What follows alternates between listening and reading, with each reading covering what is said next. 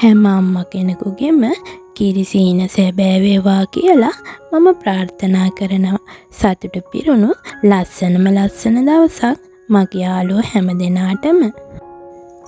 අද මම ඔයාලට අරගෙන ඉන්නේ දරුවෙක් බලාපොරොත්තුවෙන් ඉන්න තාම දරුපල ප්‍රමාද අම්මලට කරන්න පුළුවන් පුංචි දේවල් ටිකක් ගැන. මොකද මට මේ දේවල් 100%ක්ම සාර්ථක වුණා. මුලින්ම කියන්න ඕනේ කවදාවත් අලුත මැරි කරපු දෙන්නෙක්ගෙන් තාම දරුවෙක් නැත්තේ ඇයි ඔයාලා දරුවා හදන්නේ නැද්ද කියලා අහන්න එපා. මොකද ඒ ජීවිතේ එයාලගෙනි. ඒක අනික් අයට ප්‍රශ්නයක් නෑනේ. මම මැරි කරපු මුල් කාලෙත් මගෙන් ওই ප්‍රශ්නෙම ගමේ නැන්දලා ටික ඇහුවා. කවදාවත් ඒ වගේ දෙයක් අහන්න හොඳ නෑ. මොකද සමහර විට එයාලා දරුවා හදන එක ටිකක් ප්‍රමාද කරලා වෙන්න පුළුවන්. නැත්තම් දරුවෙක් බලාපොරොත්තුවෙන් හිටියත් තාම දරුවෙකු නැති වෙන්න පුළුවන්. දරුවෝ නැද්ද ඇහුවම එයාලගේ හිත ගොඩාක් රිදෙන්න පුළුවන්නේ. එතකොට ඒ කෙනා හිතනවා අනේ මට දරුපල නැතිවද මන්දා කියලා. එහෙම හිතන්න අපේ හිතේ ඍණාත්මක සිතුවිලිමයි ඇති වෙන්නේ. දරුවෙකු ප්‍රමාද වෙන්න ඒ සිතුවිලි ගොඩාක්ම බලපානවා කියලා මම හිතනවා. මොකද ඉස්සර මගේ හිතත් ඔය විදිහටම කැඩිලා බිඳිලා පොඩි වෙලා තමයි තිබුණේ. යන්තම් හරි සහනයක් ලැබුණේ මගේ හොඳම යාළුවා මගේ හිත හැදුවා. මම දරුවෙක් ගැන හිතලා බෝධි පූජා තිබ්බා. දේවාලවල ගියා. එක විදිහේ බාරහාර වුණා.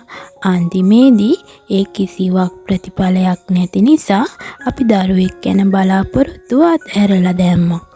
ඒ ගැන හිතන්නේ නැතිවම මායි හස්බන්ඩ්ුයි ගොඩක් ආදරෙන් හිටියා. එහෙම ඉද්දි 2024 ජනවාරි වල මට පීරියඩ් පරක් වුණා. ඉතින් නිකමට වගේ මම ටෙස්ට් කරලා බැලුවා. අපි මැරි කරලා හරියටම අවුරුදු 2ක් ගියාට පස්සේ තමයි අපේ බබා අපි ළඟට ආවේ. ඉතින් මම විශ්වාස කරන්නේ නම් අපේ ආගමේ හැටියට අපිට ඕනි වෙලාවට දරුවෝ අපි ළඟට එන්නේ නැහැ කියලා. එයාලා අපි ළඟට එන්නේ හරියටම වෙලාවට. උද්දේශිකා කියලා මගේ කොලෙජ් කාලේ යාළුවෙක් ඉන්නවා. ඔන්න එයා එක දවසක් මට ඇප් එකක් ගැන කිව්වා. ඒ ඇප් එකට අපේ විස්තර ඇතුළත් කළාම අපේ සරු කාලය හොයාගන්න පුළුවන්. හරියටම මගේ යාළුවටත් ඒ ඇප් එක ගොඩාක් ප්‍රයෝජනවත් වුණා කියලා එයා කිව්වා. ඒක ඇත්තටම මැජික් එකක් වගේ. මම ප්‍රෙග්නන්ට් වෙලා බබා ලැබෙන දවස හරියටම ඒ ඇප් එකෙන් මම හොයාගත්තා. මම මේක අවස්ථාවක් කරගන්නවා. උදේශිකා ඔයාට ගොඩක්ම පිං මට මේ වගේ ඇප් එකක් ගැන කිව්වට. මේ තියෙන්නේ ඒ ඇප් එක. ඒකට තොරතුරු ඇතුළත් කළාම අපේ සරු කාලේ හොයාගන්න පුළුවන්.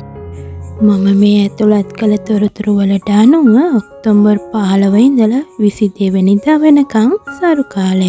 ඔක්තෝබර් 21 තමයි ඩිම්බනෙකුත් වෙන්නේ. ඒ දවස තමයි විශේෂම දවස. හස්බන්ඩ් ඇන්ඩ් වයිෆ් ඒ දවසේදී එකට හිටියොත් දරුවෙක් ලැබෙන්න ගොඩක් අවස්ථාව වැඩි. මේ තියෙන්නේ හිඟුරල. මගේ හොඳම යාළුවා යශෝද තමයි මට හිඟුරල හොයලා ගෙනත් දුන්නේ. අපේ යශෝ ඔයාට ගොඩාක් පිං මට ඒව ගෙනත් දුන්නට. අපේ ඇඟ උෂ්ණ නම් දරුපල ප්‍රමාද වෙනවා. හිඟුරල වලට අපේ ඇඟේ උෂ්ණේ අඩු වෙනවා. ඒ විතරක් නෙමෙයි නිරෝගී ඩිම්බනෙකුත් වෙන්න හිඟුරල ගොඩාක් ප්‍රයෝජනවත් වෙනවා. මේ අල තම්බල කන්නත් පුළුවන්. නැත්තම් කැඳ හදලා බොන්නත් පුළුවන්. ඔයාලත් දරුවෙක් බලාපොරොත්තුවෙන් ඉන්නවනම් මේ දේවල් කරලා බලන්න. එහෙනම් අදට මම ගිහිල්ලා එන්නම්. ආයෙත් අලුත් බ්ලොග් එකකින් හමු වෙමු. එතකන් සතුටින් පරිස්සමින් ඉන්න.